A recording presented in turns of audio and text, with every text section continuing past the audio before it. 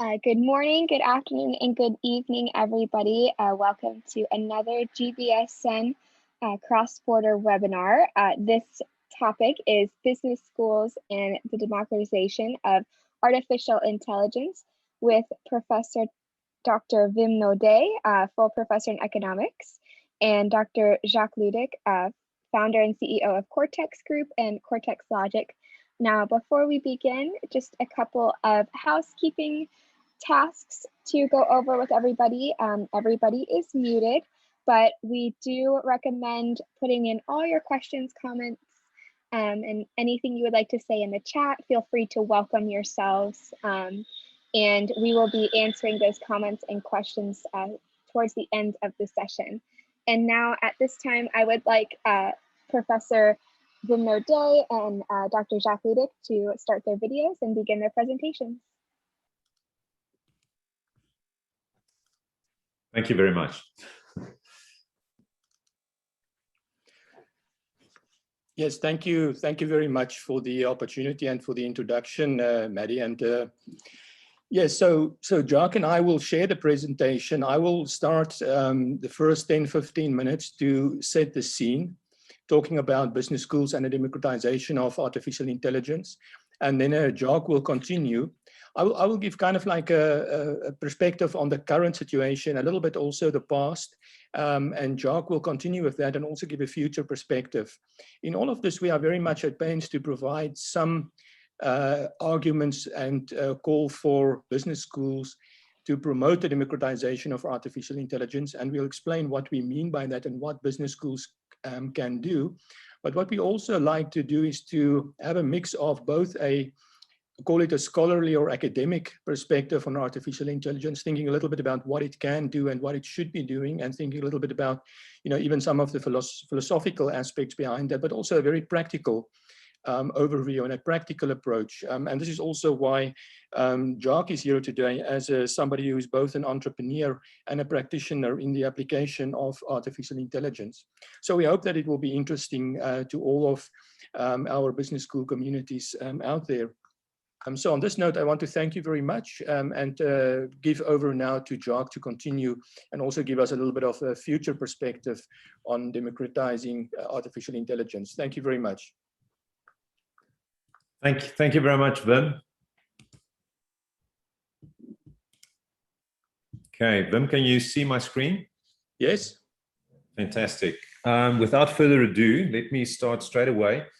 Yeah, Wim, I think what you've just done is a great sense making. For me, democratizing artificial intelligence to benefit everyone is very much a sense making journey as well. And I like what you've done with that presentation, because it's really a synthesis and sense making in terms of what does democratizing AI mean.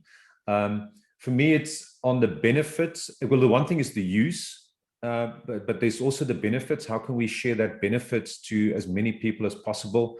So I'll do a bit of a deep dive into that as well. Just very briefly, my massive transformative purpose in business and the things that I'm doing is shaping a better future in the smart technology era and wanting business and society to thrive. And that's what I'm busy with my companies, Cortex Logic and Cortex Group, as well as a non-profit organization called the Machine Intelligence Institute of Africa, where we try to also focus on transforming Africa through smart technology. And then Sapiens, I'll talk more about this in the talk. There's also a specific, there's more details there. I'm not going to go through all the slides, so the slides will be given us as a handout as well. Brief background in terms of just myself. I've been fortunate to be in the AI field my whole career. I didn't know, Wim talks about the hype and hysteria, didn't know it's going to be like this eventually. My first AI company, Ceasing Systems, was kind of during the winter period, still late 90s, 99, probably say early 2000s. But I started off at Stellenbosch University. I did my postgrad, my PhD also in artificial intelligence, focused quite a bit in recurrent neural nets, training dynamics, complexity of recurrent neural networks, and then also focused quite a bit in applications. And one area of application during that time was, and the book is also called Neural Networks and Psychopathology, where we applied neural network models to brain disorders, OCD, for instance, or schizophrenia, etc. But I realized there's tremendous value to unlock just with the narrow AI that Wim is referring to. And that's why I started a company called Seasons Systems. That was the first AI company on the African continent that was sold to a multinational, in this instance, General Electric. And GE was still a major company in the 2000s. And I sold that company eventually to GE in 2011. But that experience, the word Seasons then GE, was for me an immense learning experience as well, to see how AI can be applied across the globe in multiple industries. So it was invaluable to see in practice how you can use AI and data to make a difference. And it's not just AI, it was always sensors and instrumenting the world as well, especially if you think about the industrial world. The industrial world was always more instrumented than the consumer-facing world. Things have changed now. We've got smartphones, we've got sensors. I'm wearing an Apple Watch.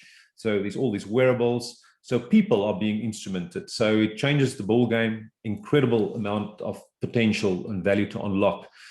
Briefly, I did a stint with Jumo as well in Africa, or emerging markets, where we've leapfrogged with specific applications around financial inclusion, microloans, and making that available to on feature phones in emerging markets, and incredible opportunity to also application of AI, where we actually look at the mobile wallet behavior and look at the call direct records and then infer risk from that as well, and affordability and those type of things as well. Since all of that, I founded the Cortex Logic as a next generation AI company. I became part of the Cortex Group. I also founded the African AI community called Machine Intelligence Institute of Africa. And then I'm currently on the board of a few organizations, especially in Africa, where we're trying to diffuse AI as well and make sure we spread and build capacity. And right now, I've just recently published a book called Democratizing Artificial Intelligence to Benefit Everyone. It's also talking about shaping a better future in a smart technology era. And I reference some of these use cases over my career as well, and just sharing some of that as well. Without further ado, so if I talked about the book specifically, I talk about the fourth industrial revolution, or actually I call it the smart technology era, because it's not just industrial, it's obviously a digital revolution that's feeding off industrial revolution, and even the industrial revolutions is feeding off the digital now. So basically we're sitting in a very interesting space where we see the fusion of a number of exponential technologies, of which artificial intelligence is one. And there's blockchain technology, there's biotech, there's nanotech, there's quantum computing. There's so many things that's making incredible impact. But basically, that is blurring the lines between the physical, the digital, and biological worlds. And it's impacting all disciplines, economies, and industries, and even challenging us or challenging ideas about what it means to be human, which is for me great, because if you think about, we want to be more human-centric, and I will be talking more about that. And if technology can be smart enough to support us in that role and to figure out what we should be doing and doing less robotic and tedious work, that could be just a good thing. But we need to be smart how we do this. This particular slide is just emphasizing the fact that the smart technology revolution will fundamentally alter the way we live, work, play, and interact and relate to one another. And it's going to be all-inclusive and wide-ranging.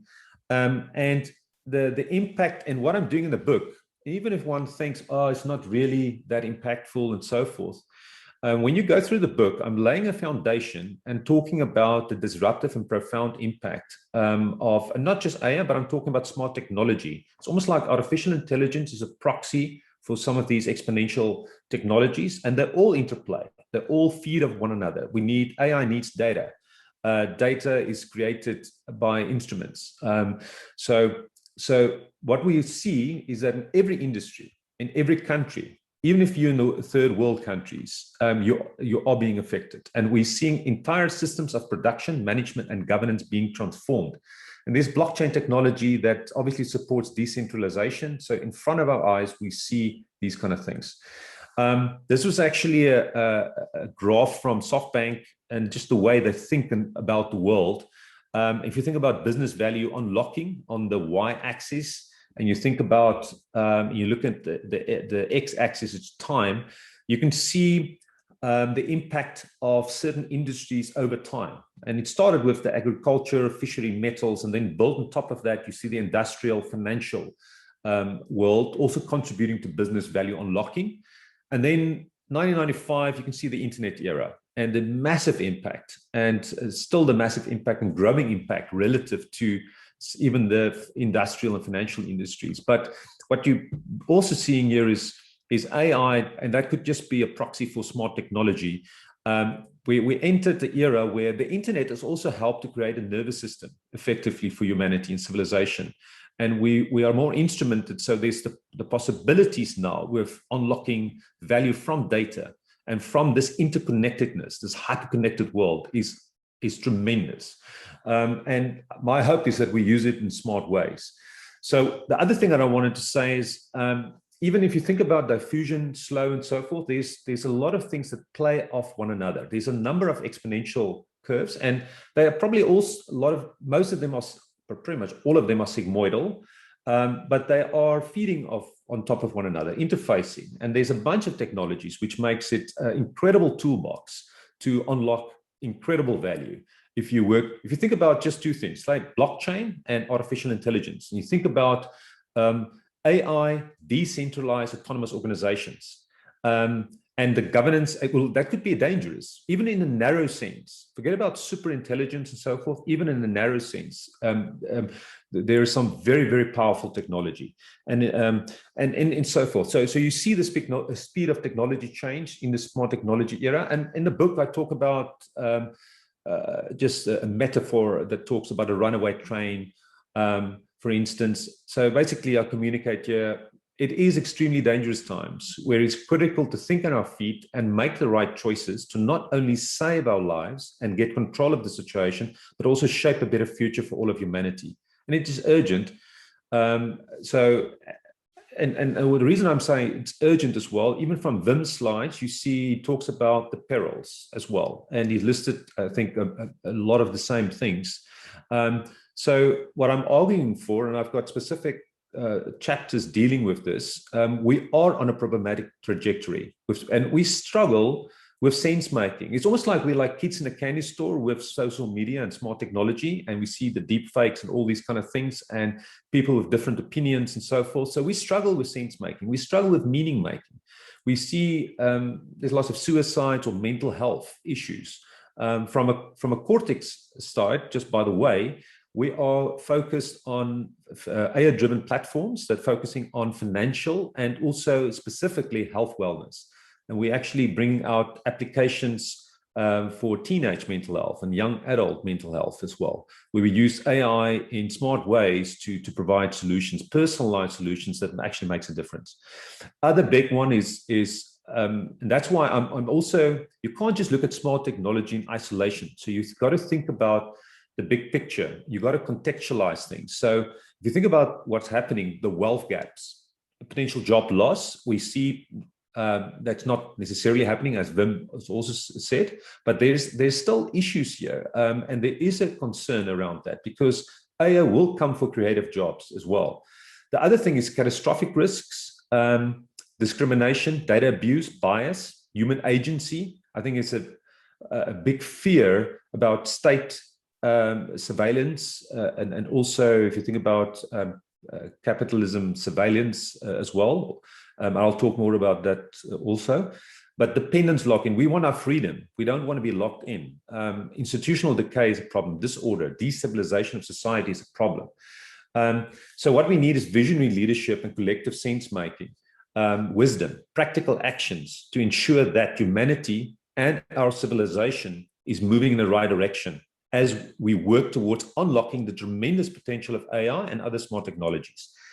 And what I'm doing in the book, I'm talking just 2 slides briefly summarizing that. It's a holistic sense-making journey.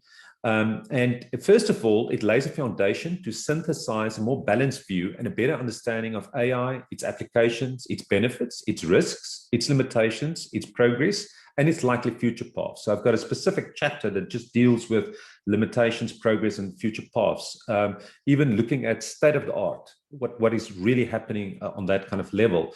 And it helps with that sense making that Wim was talking about. Wim just made some statements because of obviously the report, his interpretation as well, in terms of what he reads and what's his assessment. But what I do in the book is to really look at different opinions and then strongman the opinions, or steelmanning the opinions as well, and trying to understand if there's good points. So it's a synthesis, and it assimilates and acts as a filter on a wide spectrum of thought leadership, information, ideas, and helps people to interpret and make sense of this. And for me, it's very important that we want people, when we talk about democratizing AI, I'm actually talking about not just the businesses and so forth, and governments and so forth, but the people as well. How can we turn this on our heads, that not only the tech giants is getting all the benefits of smart technology? How can we get to a world where we address the wealth gap, where we use AI to help people live more meaningful lives? And I'm going to briefly talk about that as well. So we want to create that better future for ourselves, our children, and humanity going forward. So it's really helping to understand where we are heading. And given the current dynamics, the global and national economic and political level, as well as ideologies and industries. And then I think we need to be realistic. You've got to think about what is the possible potential negative impacts. And then we need to be very practical in how to address that. So we need to design AI for social good and beneficial outcomes. And we need to build a human-compatible AI that's ethical and trustworthy. That's all stuff that Wim also talked about. We need to address bias and discrimination, and we need to think about a human-centric, AI-driven workplace, because it's coming, and we need to engineer that in the right way. And this particular slide is just talking now about some specific solutions as well. So for me, it's almost like a summary word, just to say democratizing AI. If you look at what Wim has done there, he's fleshed it out in terms of those 3 aspects. And that resonates with me, all of that. I think there's more dimensions to that as well, as if you read the book as well. I think we also need to think about where we're going. So I think it's important that we also figure out what does it mean to be human and living meaningful in the 21st century.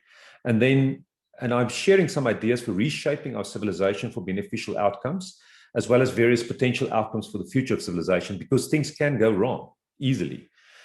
So I'm doing 2 things. So there's a massive transformative purpose for humanity that complements the United Nations 2030 vision and Sustainable Development Goals, to help shape the beneficial human-centric future in a decentralized, hyper-connected world.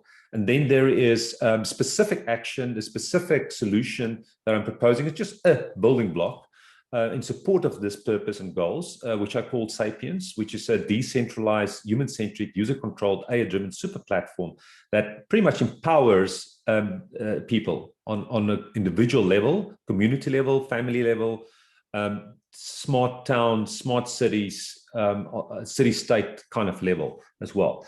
Okay, so proposed massive transformative purpose for humanity, basically evolving a dynamic, emphatic, prosperous, thriving, and self-optimizing civilization that benefits everyone in sustainable ways and in harmony with nature. And what I did in the book, I talked about, I've categorized it into 4 things: on a systems level, and then on a quantity level, a quality level, and a place level. And if you think about the systems level, it's really about driving beneficial outcomes for all lives through decentralized, adaptive, and agile economic and social governance systems that reward active participation and positive contribution to society and civilization, but also help to keep peace and protect humanity from any potential harm in elastic ways. We need to have that balance.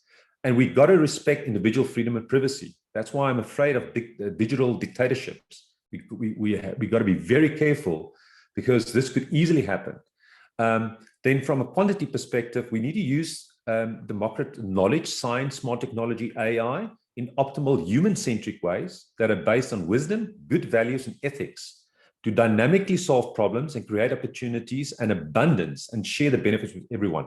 And this is absolutely possible to do if we are smart about how we do things. And then the third one is very important for me because we are humans. We want quality of life. We realize we're social beings. Community building is super important. What I really feel that's lacking, even on a school level, educational level, is virtues and character strength development. We can use AI to also support, almost like an AI assistant, AI companion that supports people in this as well. Sense making. I think people struggle with sense making. Standard of living is obviously, there's lots of gaps, well-being and meaningful living of everyone. And then finally, with consideration of the best possible livable habitat, Earth, other living organisms, the environment, and our place in the universe. So if I look at the first one, I already covered some of the key things here. So I'm not going to say too much about that. So what I do have here is, when I look at, say, a systems level, I've identified 5 different goals that complement the United Nations goals. And I'm arguing for, obviously, a decentralized, adaptive, agile economic and social governance systems. And I'm talking about Pareto-topia type of world. You can read the book for more details there, where you can maximize beneficial future for as many people as possible, with many protopian elements and in harmony with nature. The second goal is really around how we can create more local, more human city-state civilization. And talking about that, where the democracy is more elastic and dynamic, and you've got social structures that are more polycentric and polyarchic in elements. And I do have some details around this, so I just want to give you a very high-level idea. So goal 3 is looking at positive, uplifting, compassionate, human-centric society, associated incentives that complement and extend the current evolving workplace by rewarding active participation and positive contributions to society and civilization. We got to think about that. There's work, but there's how do we reward people for positive contribution to society? What does that look like?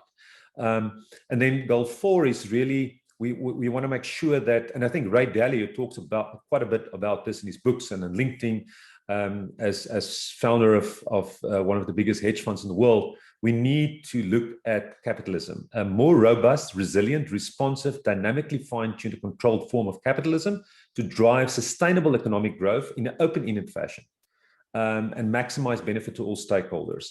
And there's all sorts of thoughts also on infinite game dynamics, where the aim is more to perpetuate games in the broader sense of the word and limit rivalry where possible, and only have finite game dynamics and limited forms of rivalry where it makes sense to do so. So this is obviously could be controversial, but that is something to look at. In the interest of time, I'm not going to go through the details, but I do comment on this SDGs, which I think is very good, and also the 2030 vision of United Nations. So there's some very specific comments. There's also some academic leadership people that I've quoted that I've worked with, that I've also worked into the book as well. Just very briefly, if you think about the second one, we obviously want to use knowledge, science, and smart technology in smart ways, ethical ways, with wisdom, good values, and human centricity to create those opportunities, share the benefits with everyone, dynamically solve problems. And then there's specific goals around that as well. And you can see what kind of SDGs also fits in with that. Then I think meaningful living, quality of life is very important. So again, Maslow's hierarchy of motivational model comes into play. And I think it's important to look at this. Why don't we help and support people, use technology for people to live more meaningful? And you got to think about this kind of framework of things, where you not only think about the Maslow thing, but you also think about character building, wisdom, justice, humanity, courage, temperance, self-actualization, all those kind of things as well. And we want to give each child the opportunity to maximize quality of life, character building, sense making, well-being, meaningful living. So it's not just giving them proper knowledge and giving them certain skills. The skills should be on the character level, sense-making level as well, and well-being level. So that's why we bring out an application that's focused on supporting teenagers on mental health. And if we are better equipped, we can use technology to actually make a difference there. Okay, so there's specific goals around that. And I'm not, in the interest of time, I'm not going to go too much further detail. And the last one is around making Earth a truly more livable habitat. We know about climate change and a bunch of things around that. We obviously want to make sure that we create that better environment. So the goal 13 and 14 is really around that, make Earth a truly more livable habitat for humanity and as many life forms as possible, and reduce our dependence on animal life for food and any unhealthy processed food and so forth. And for 14 is make life multiplanetary, and I'm sure Elon Musk will like that. But I think there's some great potential to be smart about how we do things, but we need to figure things out here on Earth. So we've got a huge responsibility in terms of that. And then in just the last stuff in terms of specific solutions. So I'm proposing a Sapiens, a human-centric, user-controlled, AI-driven super platform that makes use of smart technology and kind of just as a showcase of what can be done. So if we just imagine where you've got the super platform and you've got personalized AI agents that not only empower individuals and monetizes their data and services, but can also be extended to families, virtual groups, companies, communities, city-states, etc. To create that framework. So why Sapiens? So first of all, we need kind of tools that embrace this massive transformative purpose for humanity and its goals.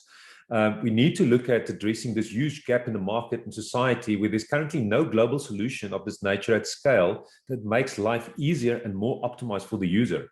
It's a very fragmented ecosystem, apps and platform business ecosystem, especially in the West. We see less so in China, but still. And then obviously the problem is if you've got these kind of platforms that are manipulated by state actors, then that's going to be also a problem. So you got to make sure it's decentralized and people do have control. So there's no solution where the user has full control of their own data with proper privacy and governance without being exploited or controlled or manipulated in some way, as we've seen with social media, as we've seen with recommendation engines that are basically engineered to serve the purposes of AI-driven platform plays for businesses as well. So the users also do not have their own personalized AI agents that work for them and help to optimize their life. There's no global solution that helps users to monetize their own data and services for their own benefit or people that they want to benefit or for society more broadly. And there's no agents for the broader picture, everything about smart families and so forth, groups, companies, smart towns. And finally, you can also have AI agents that optimize the connections between network people that live within structures and even connections across these hierarchical structures. So I'm talking about that. So I'm defining Sapiens for the individual user, where I'm looking at my data, my AI assistant, my digital connections. And then you can see the specific things that this agent can assist you with. Lifelong learning, life-wide learning, sense making, helping to monetize data and services. That's it. There are already applications out there, even browsers, that's trying to make sure that some of the advertising money is going to the individual user. So there's already examples of these kind of things. So we can engineer these kind of solutions. Anyway, so there's more detail here. So I'm just going to quickly go on to the next one. So obviously it functions within a multi-sector digital ecosystem. And then you can look at what does it look like for a community? Just imagine you've got AI assistant that where you've got communities instrumented, you've got lots of people instrumented, you've got equipment, you've got systems, infrastructure instrumented, and now you can start optimizing on that level as well. You can obviously do this on a business level. I think in the future, even for companies, and we've done this for some of the biggest corporates, we would not only apply AI to help optimize their key performance indicators in terms of just throughput, yield, quality, for instance, in the industrial world, but also the demand side. So you can build if you instrument all parts of the business, you can do simulations and build models on that level as well. So there's incredible opportunities to use that type of thing also as we instrument on different levels, on community level, for instance, as well. So here I'm just giving the community view of that.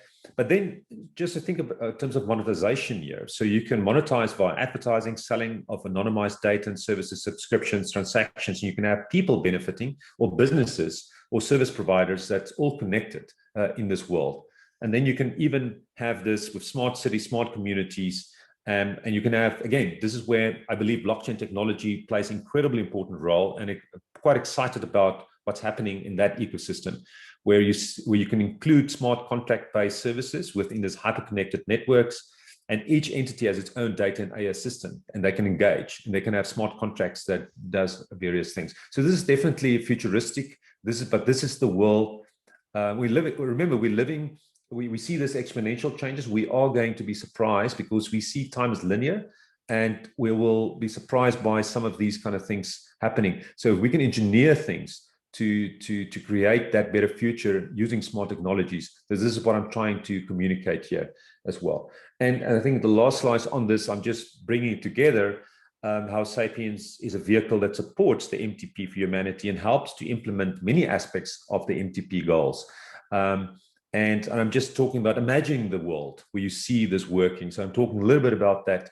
I'm just going to go to the next slide. So the next slide is actually showing how an AI assistant or our Sapiens could support various goals as well. Yeah, and it can do this on an individual level, but can also do this on a community level. So you can have a look at that. Then the rest of the book, and I'm not going to do this, is almost like an appendix. So that's why I'm getting close to the top of the hour. So we want to leave time for questions. But I do have some really relevant, interesting stuff here, because what I did here was just to, and I'll leave this because you will have the handouts. In here, you will see a bit more information about the various things. So what I did in the book was I'm creating the smart technology era, setting that foundation, just talking about why we say we are in the smart technology era. And then I'm talking about AI as exponential technology in this era. And then from a business school perspective, if I'm actually going into AI-driven digital transformation of the business enterprise. I've been doing this for many years, helping businesses thrive, and it's the whole spectrum. Obviously, we focus a lot on corporates and in big enterprises, but there are ways that smaller businesses can use AI as well. And there's some things, I'm giving some specific examples. And then the next few chapters is really focused on AI revolutionizing personalized engagement for consumer-facing business. You can almost look at the world consumer-facing and industrial. In the industrial side, it's process and equipment enhancement. And then I also specifically highlight, because it's obviously close to my heart, because I think it's very important, is ultra-personalized, AI-enabled education, precision healthcare, and wellness. So that's a huge focus from a business side for us. But I also then, and Wim has already also talked about the impact on society and the perils and benefits. So I'm going into the impact on society, governments and public sector, the debates, the AI debates. There's a fascinating chapter on that, progress and likely future paths of AI. But then this is all a foundation for the beneficial outcomes for humanity. And I'm going to more details there, and then talking about what does it mean to democratize AI to help shape a better future. And then I'm talking about Sapiens. So that's kind of a summary. I'm not going to go too much further detail. This is all things that I do cover in the book. And I think Wim has already given kind of an overview on specifically the benefits as well. So I wanted to talk about AI's impact on society. But this is pretty much things that you also covered on a high level. But you can read the book. You can also look at the slides where I talk about these kind of things. And I think it's very important to make sense of the risks, but also the benefits for society and social good. And I maybe want to end with this, just two quotes, the one from Max Tegmark, which I've also collaborated with, president of the Future of Life Institute, where he said, everything we love about civilization is a product of intelligence. So amplifying our human intelligence with AI has the potential of helping civilization flourish like never before, as long as we manage to keep the technology beneficial.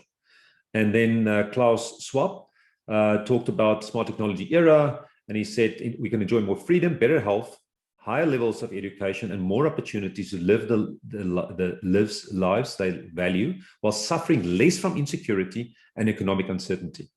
So the new technology, if shaped in a responsive way as well, could catalyze a new cultural renaissance that will enable us to feel part of something much larger than ourselves, a true global civilization.